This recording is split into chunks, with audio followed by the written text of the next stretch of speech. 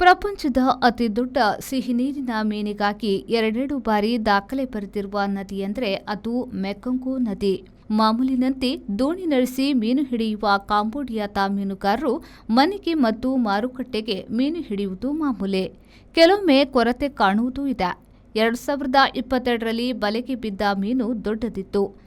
ದೂರ ಎಳೆಯುವ ಬದಲು ನದಿಯ ಬುಡದ ಹೊಯ್ಗೆಗೆ ಒತ್ತುತ್ತಿತ್ತು. ಕೊನೆಗೆ 13 ಮಂದಿ ಮೀನುಗಾರರು ಸೇರಿ ಅದನ್ನ ದಡಕ್ಕೆ ಎಳೆದರು.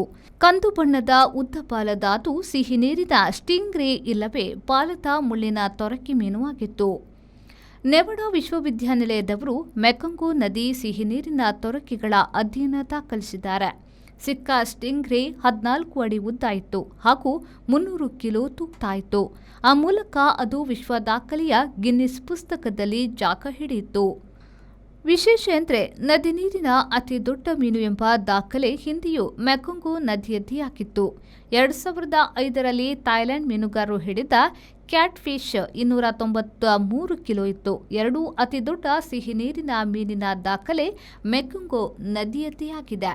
ಮೆಕೊಂಗು ನದಿಯು 4350 ಕಿಲೋಮೀಟರ್ ಉದ್ದವಿದೆ. ಚೀನಾದ ಟಿಬೆಟ್ನಲ್ಲಿ ಹುಟ್ಟಿ Myanmar, Laos, Thailand, Cambodia, Vietnam ಮೂಲಕ ಹರಿದು ಸಮುದ್ರ ಸೇರುತ್ತದೆ.